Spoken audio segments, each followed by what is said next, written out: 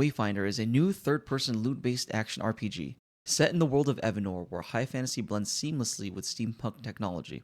You play as one of the 8 Wayfinders, each with their own unique set of abilities and playstyles as you explore dungeons, slay monsters, and of course, like any good ARPG, collect copious amounts of loot.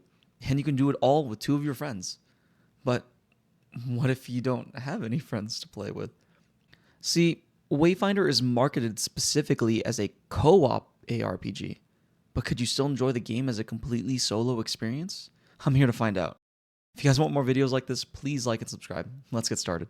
Our story begins with an all too familiar setup in which everything is peaceful and perfect, that is, until evil monsters from a different realm attack. Omen, the leader of the Seekers, must light the beacon to prevent the Dark Force, or Gloom, from overtaking their world.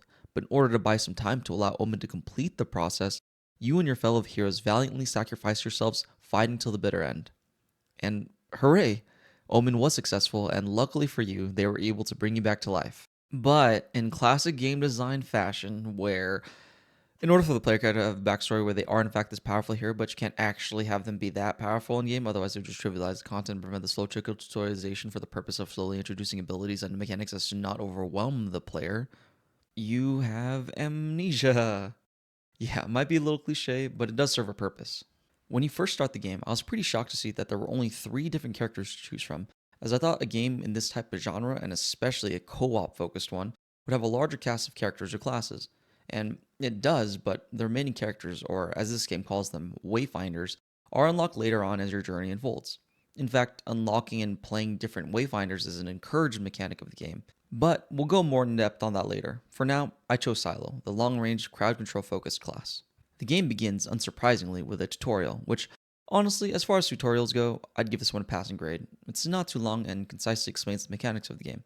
You have 4 character-specific abilities, 3 regular, 1 ultimate, and 1 ability that is weapon-specific. You also have a dodge and a double jump, which you'll need as there are platforming sections throughout the levels. Next, we come across our very first boss encounter, and I have to say the design and especially the animations are pretty top-notch, but since it is a tutorial boss, it goes down without much of a fight. We are then transported to the first hub world, Skylight, and it is truly a sight to behold and probably my favorite part of the game. It's sort of like a cross between World of Warcraft and BioShock.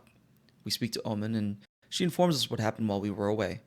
Although she was able to light the beacon and prevent the gloom from overtaking Skylight and its surrounding areas, beyond that, the gloom is still encroaching, and that's where we come in. We're tasked with finding other beacons and search for other survivors, and to hopefully figure out a way to destroy the gloom once and for all. One thing I haven't mentioned yet was that this game was originally made to be an MMO, which is a whole nother story that may warrant an entirely separate video on its own. But there are definitely still remnants of that fact, including the questing system. Specifically what I would call the mundane task quests that are prevalent in almost every MMO. Fetch this item, kill these monsters, talk to these NPCs. These types of quests are all present in Wayfinder, but thankfully they're not too long-winded and mainly just a way to further teach and introduce the player to the various mechanics of the game, as opposed to other MMOs where the intent is just to arbitrarily extend playtime. As we collect one of our first quest rewards, we are also collecting our first red flag in terms of the solo experience for this game. Emotes.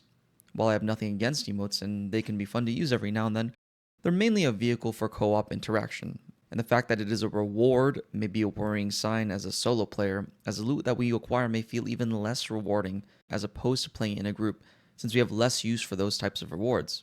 And in a loot-focused game, that detriment could be pretty substantial. But it's pretty early on, and the main focus of ARPGs in general is always going to be the weapons and power level, so if that aspect is satisfying enough, the other loot could be considered inconsequential. We now get to our first real dungeon, which is a core part of the main gameplay loop. Explore dungeons, defeat bosses, get powerful equipment, which will allow us to explore even harder dungeons, to defeat even harder bosses, so on and so forth. So if we are going to be playing this game for any extended period of time, the dungeons need to be enjoyable and gratifying. I do like the varying differences in terms of appearance comparatively to the tutorial dungeon, but one thing I do not like is the insane amount of different types of currencies. I don't know if this is a holdover from the MMO era, or just the direction modern games are heading towards because of the popularity of mobile games, but either way, it is overwhelming, and instead of being excited to collect currency, I just end up skipping a lot of it altogether until I inevitably need it down the road and have to go back to collect it, which can end up being a little frustrating. After exploring the dungeon more, we come across our first weapon drop, which was fairly underwhelming, and despite their similar appearances, they are in fact different, as one is a rifle and one is a shotgun. Both weapons' abilities are also pretty disappointing, just different variations of shooting more shots off, although one pushes you back a little, I guess. We make our way to the boss arena, and one of my concerns as a solo player was that enemies were going to be damage sponges, aka having a lot of health and take an annoyingly long time to take down when you compare it to the mechanics that the boss employs.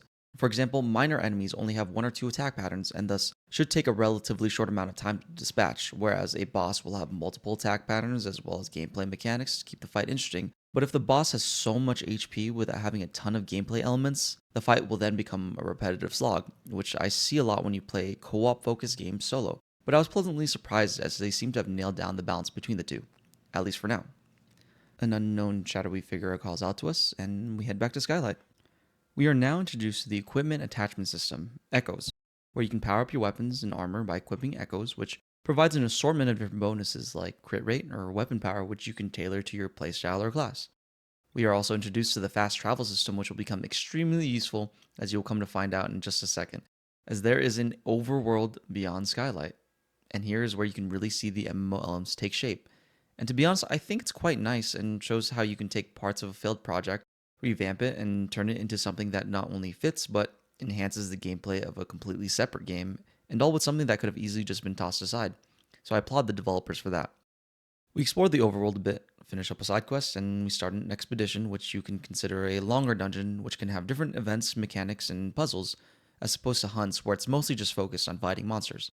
We come across our first non-ranged weapon, a sword and shield, and my first thought was, great, a weapon I can't even use, but surprisingly enough, I could actually equip and use it, which I think is an amazing feature that weapons are not class restricted. Obviously, you get passive benefits when you use a certain weapon based off the class you are using, but it's nice just to have the option to switch it up if you wanted to. One pattern about this game I am noticing is that it really tries its best to not restrict the player. You can use whatever weapon you want, you can swap out echoes freely and respec your skill points, which takes out a lot of the fear and anxiety from just using your items that other RPGs make you feel. You don't want to feel like you're wasting a useful item, and it'll sometimes get to a point where you just end up never using it. So I'm glad the developers went this route. We dodge some traps, spin the trickster's wheel until we get a little lucky, defeat the boss, and claim our rewards, one of which is a bed. See, this game has a housing system where you get your own little apartment that you can call home and even decorate it as you please. While I think this is a neat little feature to further expand customization and to encourage creativity, I see it in the same vein as I do emotes. Very few people decorate houses in which no one will see besides themselves, which further emphasizes the co-op nature of this game. But luckily, your house is not completely just for show, and certain decorations and artifacts will provide benefits to the player, so even as a solo player with no interest in interior design, there is a purpose to interface with the housing. After we're done getting settled into our new abode, we learn about the character summoning system, where after we collect a certain amount of summoning stones, we are able to unlock new Wayfinders. We are also given enough to unlock the other two characters that we did not pick at the start. I'll be playing another character later on in the video, but for now, we'll stick with Silo. Venturing on into the city, we learn about the basic upgrading and crafting system, which is all standard fare. Collect the list of materials to upgrade and craft new items, but some of the crafting materials can only be dropped from bosses, which can be found in hunts, which as previously mentioned are dungeons that are less about exploration and all about combat. So we set off to do our first hunt. For this one, we are facing off against Broodmother Silrith, which is a spider, so if you do have arachnaphobia, I'll put the time to skip to on screen now. I do enjoy the change of pace hunt spring, because sometimes you just need a little break from all the questing and exploring just to smack a big monster around. Accompanying the Broodmother are none other than her brood spawns, which we'll have to dispatch. She also has a few attacks, including a 3-pronged web shot, and a separate phase in which she latches onto the ceiling and shoots crystals that will explode after a set amount of time. We take care of her kin, after which she repels back down to the arena, and after a few more shots, Silrith is no more. We collect our loot, including the aforementioned crafting material, and head on back. We unlock more of our skills, talk to Commander Wolf, who tells us to investigate some disappearances, which involves completing another expedition. When we return, we unlock a new Wayfinder and speak to Omen, who will then teach us about the imbuement system, which is the meat and potatoes of the game. Each dungeon has a slot where you can add imbuements. Each imbuement has a mutator that affects the entire dungeon, and these aren't just minor stat differences. For instance, the toxic mutator adds mushrooms that ooze slime and make enemy attacks poisonous, or the gloom touched mutator, which enrages and enlarges enemies when they reach half health and then subsequently explode on death. With great risk also comes great rewards, including experience and crafting material that can only be acquired with certain imbuements. These imbuements allow for a wealth of replayability and variety and can also be combined to further increase the challenge. Before finishing my play session, I definitely had to try a new character. I chose Kairos for no other reason than I thought he looked the coolest and the most unique. Kairos is an offensive melee machine where the more he attacks and defeats enemies, the more powerful he gets, but it does come at the cost of less than stellar defenses. After playing with Kairos for a bit, I gotta say I had a lot of fun. The up-close, all-out offensive abilities and playstyle were vastly different from the more methodical and ranged gameplay of Silo, whom, after playing for a few hours, I was beginning to grow tired of. But with the ease of being able just to switch up characters on the fly, I felt a sense of rejuvenation in the game, and I think that's where my verdict lies. In many RPGs, characters are often confined to a singular role, requiring countless hours to switch to a different one. Wayfinder, however, allows for easy respec, use of echoes, the freedom to equip any weapon, and to swap between characters. This accessibility means you won't get stuck on a boss or mechanic when playing solo, as you can quickly switch to another Wayfinder better suited for the challenge. However, this flexibility comes at the expense of character depth. The combat system in Wayfinder as a whole is wide rather than deep. Each character has 4 class abilities, and while upgrades introduce minor variations, the core abilities remain largely unchanged. Weapon abilities do differ, but overall combat options feel somewhat limited. This design choice, as well as Wayfinder rank, which is essentially a leveling system shared across all characters, promotes the use of different Wayfinders, but that may not appeal to everyone.